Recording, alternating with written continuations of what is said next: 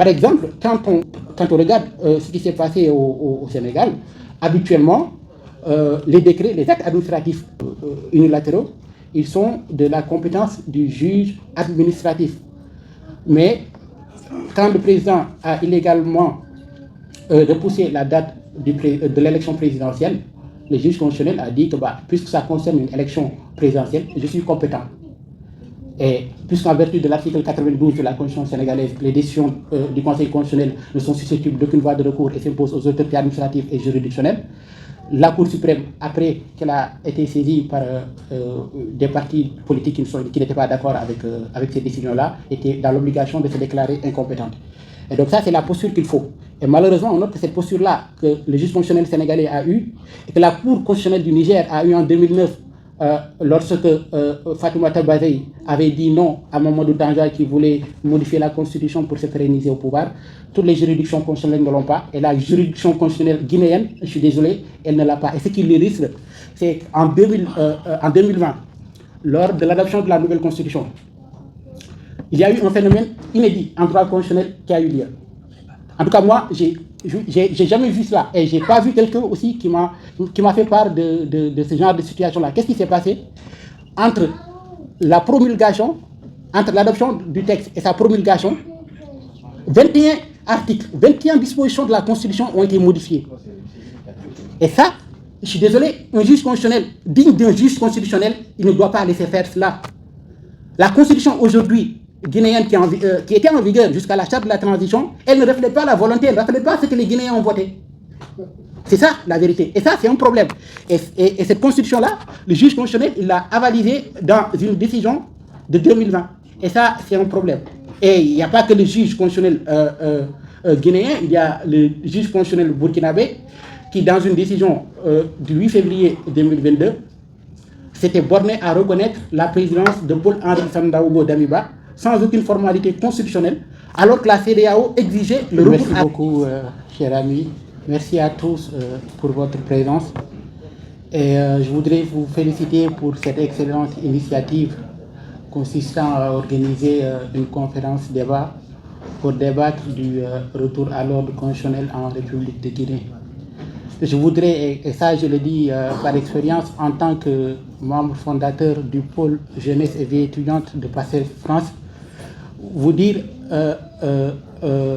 la place que nous, citoyens africains qui résidons dans la diaspora, en Europe particulièrement, que nous devons prendre pour la place qui doit être la nôtre pour contribuer au développement, mais aussi au progrès démocratique dans nos pays respectifs. Et pour cela, je vois que vous êtes sur cette voie-là et je vous félicite et vous y encourage vivement. Ceci étant, moi, ma communication, elle va porter sur deux questions essentielles. Celle de savoir comment prévenir les changements anticonstitutionnels de gouvernement en Guinée et en Afrique de l'Ouest plus généralement, et comment, en cas de rupture de l'ordre constitutionnel, faut-il revenir à l'idéal démocratique. Donc cela va impliquer des développements sur le droit communautaire, notamment le droit de la CEDEAO. On n'est pas sans savoir que la CEDEAO, d'ailleurs, qui, pour rappel, est une organisation d'intégration économique créée le 28 mai 1975 et dont l'objectif principal à l'origine était, n'est-ce pas, de promouvoir le développement à travers l'intégration économique. Donc l'article 2 de l'acte constitutif de la CEDEAO du 28 mai 1975 prévoit que l'objectif de la communauté et de l'organisation, autant pour moi, est la création d'une communauté économique.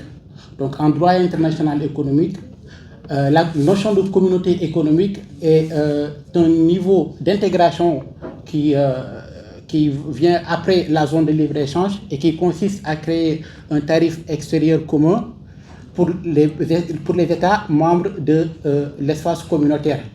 Donc la CEDEAO, c'est à l'origine, c'est ce qui était son objectif. Donc vous prenez l'acte constitutif de 1975, vous ne trouverez aucune mention de tout ce qui est démocratie, état de droit, droit de l'homme, etc. Mais qu'est-ce qui s'est passé? En 1993, il y a eu un changement de paradigme. La CEDEAO, qui à l'origine était une organisation purement économique, a commencé à prendre en charge les enjeux liés à la démocratie, à l'état de droit, à la dévolution du pouvoir. Cela a entraîné la modification du traité constitutif de la CEDEAO de 1975, donc en 1993, laquelle modification a posé les bases de changement de paradigme de la CEDEAO qui désormais prend en charge des questions de démocratie, comme je l'ai dit tout à l'heure.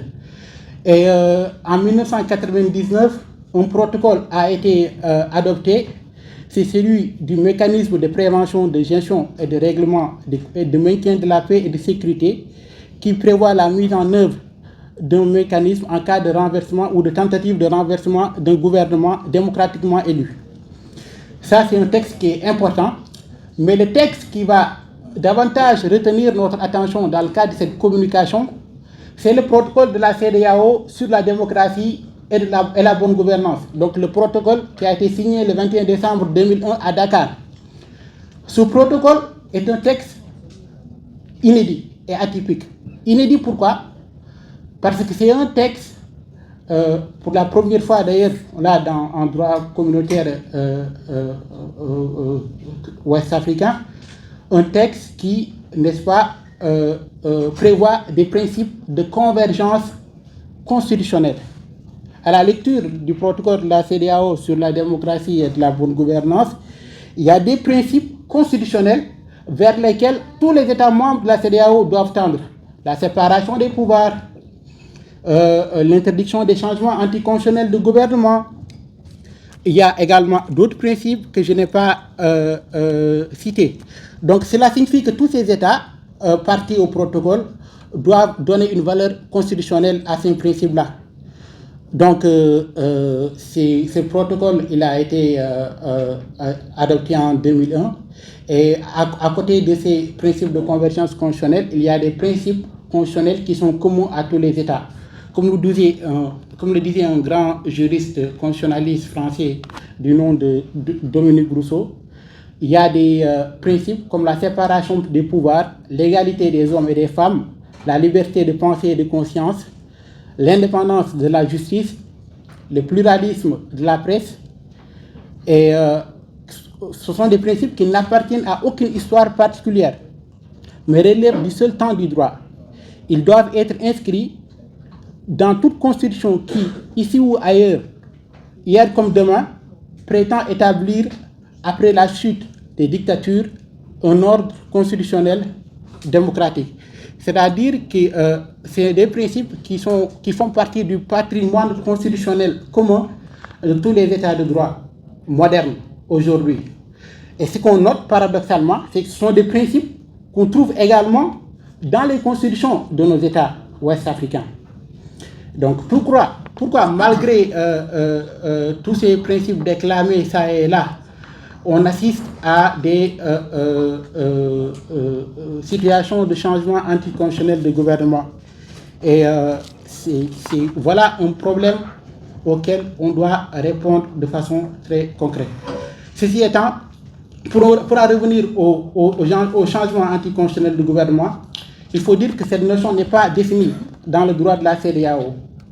Le protocole de la CEDEAO sur la démocratie et la bonne gouvernance ne dit rien par rapport à ce qu'il faut entendre par la notion de changement anticonstitutionnel du gouvernement. En revanche, c'est la charte africaine de la démocratie et de la gouvernance, la CADEC, qui, en son article 25, établit 5 critères de reconnaissance de la notion de changement anticonstitutionnel du gouvernement. Quels sont ces critères? Il y a l'existence d'un putsch ou coup d'État. C'est ce qui nous réunit ici. Aujourd'hui, il y a un président qui est élu, même si moi j'ai des réserves par rapport à l'élection d'Alpha Condé, je suis sûr que vous allez me le concéder, un président qui est élu, mais qui du jour au lendemain est déposé par une partie de l'armée. Donc ça, c'est ce qu'on appelle le putsch ou le coup d'État. Il y a toute intervention de mercenaires pour renverser un gouvernement démocratiquement élu. Un président élu, mais il y a des mercenaires qui viennent et qui renversent l'ordre constitutionnel établi. Il y a le refus par un gouvernement en place de remettre le pouvoir au parti ou au candidat vainqueur à l'issue d'élections libres, justes et régulières. Ce qui s'est passé notamment en Gambie en 2016, lorsque le président Yahya Jammeh a refusé de céder le pouvoir après l'élection présidentielle à son successeur légal, le président actuel, Adama Barrow, ce qui avait d'ailleurs entraîné une intervention de la CEDEAO. Il y a également les amendements, et c'est ce dernier point qui va davantage attirer notre attention, les amendements ou révisions des constitutions ou des instruments juridiques qui portent atteinte au principe de l'alternance démocratique. C'est cette tendance qu'on voit en Afrique, notamment francophone, et qui consiste à la veille de l'élection présidentielle à modifier la Constitution ou à changer définitivement de Constitution, comme ce fut le cas en Guinée en 2020, pour se maintenir au pouvoir. Pourtant, quand on regarde les textes, notamment la charte de l'Union africaine que je viens de citer, la CADEC, cette situation-là doit être considérée comme une situation de changement anticonstitutionnel de gouvernement. Pourquoi? Parce que, effectivement, il y a un président qui n'est pas légitime, qui a fait ses deux mandats et qui doit partir et laisser la place à un autre. Comme le disait tout à l'heure mon collègue, on ne peut pas rester ad vitam aeternam au pouvoir. La démocratie a besoin d'essoufflement, a besoin de respiration. C'est pour cela que ces situations-là sont considérées comme des situations de changement anticonstitutionnel du gouvernement. Mais qu'est-ce qu'on constate? À chaque fois qu'on assiste à ce genre de fait, les organes communautaires ne disent rien. Et pourquoi ils ne disent rien? Et c'est sur cela qu'on va venir tout à l'heure. C'est parce que le droit communautaire en Afrique, il est fait de sorte que la plupart des décisions importantes ne sont prises que parce qu'on appelle l'organe qu'on appelle la conférence des chefs d'État et de gouvernement. Dans le cas de la CEDEAO, c'est la conférence, par exemple, des chefs d'État et de gouvernement qui, en vertu de l'article 45 du protocole de la CEDEAO sur la démocratie et de la bonne gouvernance, qui, n'est-ce pas, prend des sanctions en cas de rupture de l'ordre constitutionnel.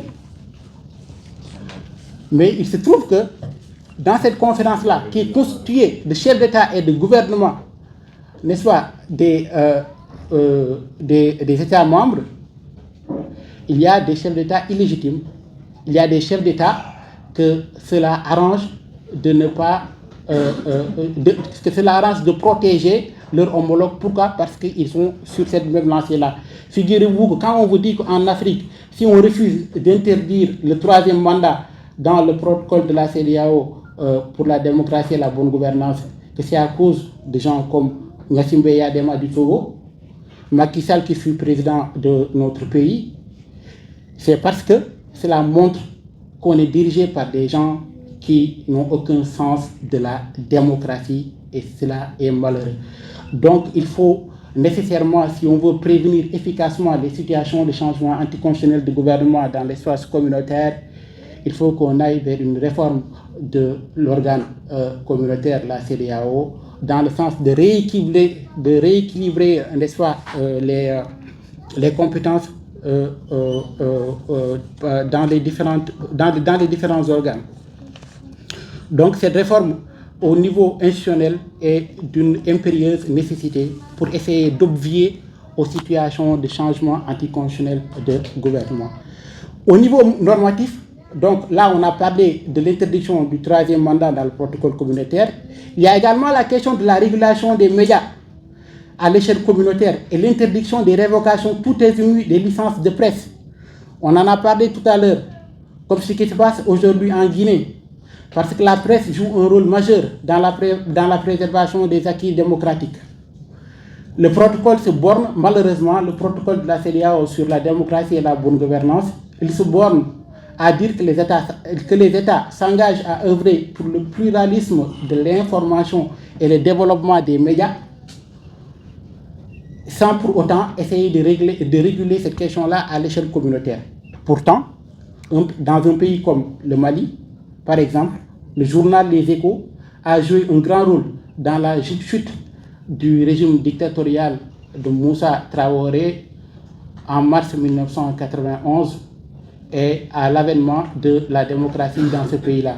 Et d'ailleurs, la constitution malienne du 27 février 1992, qui a été récemment remplacée par les militaires actuellement au pouvoir au Mali, consacre une place importante au rôle des médias et consacre qu'ils doivent œuvrer pour le pluralisme de l'information et le développement.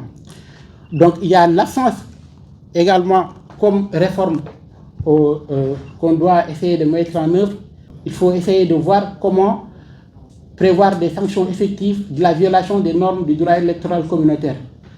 Pourquoi? Parce que la CEDEAO s'en remet totalement aux États, malgré les situations de fraude et d'illégitimité des instances d'organisation des élections. Par exemple, on a tous vu les PV de Farana lors de la dernière présidentielle en Guinée. Je disais à un ami, Alpha Condé, c'est le seul président du monde à gagner un centre où à plus de 100%. À Farana, il a gagné à 100,14%. Ça n'existe que dans les démocraties africaines. Et c'est malheureux, c'est dommage, parce que cela montre qu'il y a des fraudes qui existent et qui font que le président qui est élu n'est pas légitime. Et ça, il faut essayer de le pallier. Bon. Il y a également un autre problème qui, cette fois-ci, n'est pas lié, n'est-ce pas, à la conférence des chefs d'État et de gouvernement, mais plutôt à la Cour de justice de la communauté. En 2016, le juge burkinabé Jérôme Traoré déplorait le fait que sur l'ensemble des États membres de la CEDEAO, seul le Togo applique rigoureusement toutes les décisions du principal organe judiciaire de la communauté. Et ça, c'est un problème. Si on veut prévenir les changements anticonstitutionnels du gouvernement dans l'espace communautaire, alors que les décisions de la Cour de justice, on sait que par essence, les décisions d'une juridiction, et ça d'ailleurs, l'acte constitutif de la Cour le dit très clairement, on sait que par essence, les décisions d'une Cour de justice s'appliquent erga omnes, donc à l'égard de tous les États ayant signé et ratifié le protocole sur l'établissement de la Cour de justice de la CEDEAO. Et en droit international, c'est l'article 26 de la Convention de Vienne sur le droit des traités entre États qui dit très clairement que les traités doivent être appliqués par les États de bonne foi. Donc, il n'y a pas, juridiquement, on ne peut pas refuser d'appliquer une décision si on adhère à une instance communautaire. Juridiquement, ce n'est pas possible. Mais, contrairement à la norme, dans le cadre de la CEDEAO, les décisions ne sont pas appliquées. Et j'en vous preuve deux exemples. En 2021, au Sénégal, en 2018, c'était en 2018, on avait voté une loi sur le parrainage. Et cette loi, elle a été validée par le Conseil constitutionnel, puisqu'au Sénégal, on parle de Conseil constitutionnel. Et lorsque cette loi a été attaquée devant la Cour de justice de la CEDEAO par un parti qui s'appelle USL, Union sociale libérale, la Cour a demandé à l'État du Sénégal de revenir sur la loi dans un délai de 6 mois. Mais le régime d'alors, le régime du président Macky Sall, a catégoriquement refusé de revoir cette loi-là, alors qu'on sait que le droit communautaire, le droit de la CEDEAO en particulier, lie l'État du Sénégal. Une autre question qui s'était posée cette fois-ci, c'était au Burkina Faso en 2015. Parce que quand il y a eu le forcing du président Blaise Compaoré, qui finalement a été renversé par des militaires, la loi électorale a été modifiée. Et quand on a modifié la loi électorale, on avait modifié l'article 136 de la loi électorale pour dire que tous ceux qui font partie du CDP et des soutiens du CDP, donc tous ceux qui ont eu à approuver le forcing de Blaise Compaoré, ne peuvent pas participer à l'élection présidentielle. Donc Edi Komboigo et compagnie ont attaqué cette loi-là devant la Cour de justice de la CEDEAO. Et la Cour de justice de la CEDEAO a dit qu'effectivement, cette loi, elle violait la libre participation à des élections, qui est un principe reconnu par différentes conventions à laquelle l'État burkinabé est parti. Et qu'est-ce qui s'est passé? Parce que la Cour a dit cela, mais c'est le juge constitutionnel qui juge, n'est-ce pas, de la régularité des élections, et c'est celui qui approuve les candidatures à l'élection présidentielle. Et quand on est allé devant le juge constitutionnel a tout simplement refusé de s'y plier. Pourquoi? Parce que l'État burkinabé n'avait pas tiré les conséquences de cette loi, de cette décision. Et en vertu de la loi électorale burkinabé, ces gens-là, ils ne peuvent pas être candidats. Et le juge constitutionnel burkinabé, il n'a pas validé la candidature de Komboïgou. Donc cela montre que la Cour de justice de la CEDEAO doit également être beaucoup plus déterminante. Ces décisions doivent être davantage suivies des faits pour éviter, pour mieux prévenir, autant pour moi, les situations de changement anticonstitutionnel de pouvoir. Par ailleurs, et ça c'est malheureusement la base juridique qui fait défaut, parce que c'est un protocole de 2005 portant amendement des articles 1er, 2, 9, 22 et 30 du protocole relatif à la Cour de justice de la communauté, ainsi que l'article 4 du paragraphe de la version anglaise du dit protocole, qui renvoie aux règles de procédure civile en vigueur dans le dit État membre pour l'exécution forcée des décisions. Donc, la Cour n'a malheureusement aucun moyen d'obliger un État à respecter ses engagements communautaires en exécutant les décisions qu'elle rend. Et c'est cette faiblesse-là aujourd'hui qui pose essentiellement problème dans le cadre de la Cour de justice de la communauté économique des États de l'Afrique de l'Ouest. Ça, ce sont les réformes qui, à mon sens, doivent être engagées à l'échelle de la CEDEAO, à l'échelle communautaire. Maintenant, à l'échelle du droit interne, ce qu'il faut dénoncer, c'est la posture pusillanime, peu audacieuse du juge constitutionnel, qui est illustrée par l'absence de mise en œuvre du pouvoir de régulation. On a parlé tout à l'heure du problème sénégalais. Et si le Sénégal s'en est sorti, c'est parce que le juge constitutionnel a eu la posture qu'il fallait pour préserver la démocratie sénégalaise. Et cette posture-là, il l'a mise en œuvre à travers son pouvoir de régulation. C'est quoi le pouvoir de régulation en droit constitutionnel? Le pouvoir de régulation, c'est le pouvoir qui permet au juge constitutionnel notamment de réguler, n'est-ce pas, la vie politique, souvent dans des situations de crise, quand bien même, d'ailleurs, les textes ne le prévoient pas expressis verbis. Par exemple, quand on regarde ce qui s'est passé au Sénégal, habituellement, les décrets, les actes administratifs unilatéraux, ils sont de la compétence du juge administratif. Mais quand le président a illégalement repoussé la date de l'élection présidentielle, le juge constitutionnel a dit que puisque ça concerne une élection présidentielle, je suis compétent.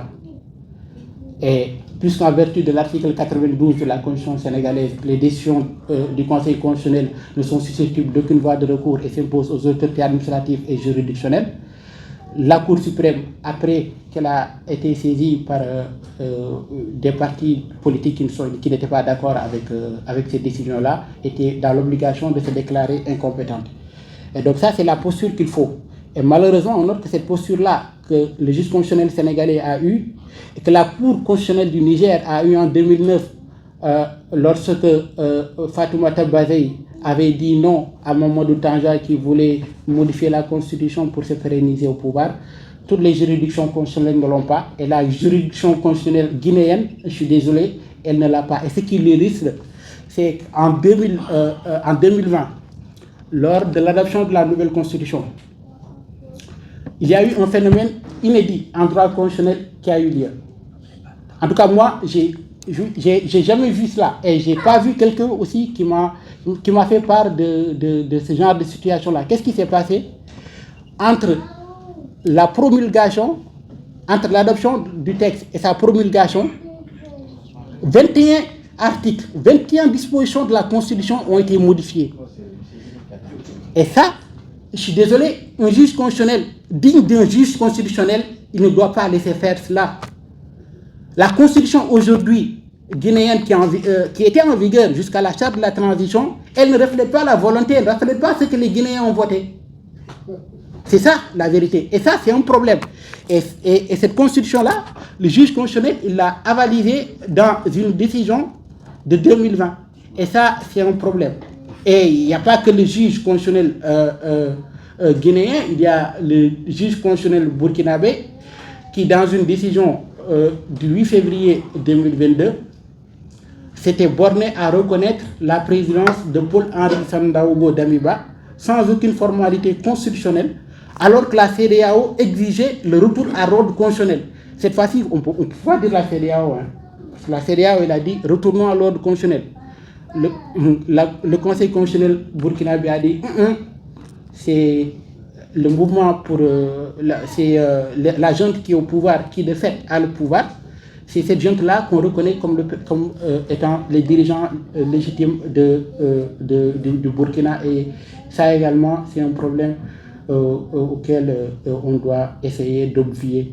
Et le dernier exemple dont je voulais vous faire part, c'est celui de la Cour constitutionnelle du Mali, qui dans 2 arrêts en date du 25 avril a déclaré irrecevable une requête tendant à faire constater la fin de la transition et qui s'est déclarée incompétente sur le décret pris par le président portant suspension des partis politiques. Tout cela dénote un manque d'audace du juge constitutionnel, lequel ne facilite pas en tout cas le retour à l'ordre constitutionnel et une prévention plus efficace des changements anticonstitutionnels du gouvernement. Je vous remercie. Merci.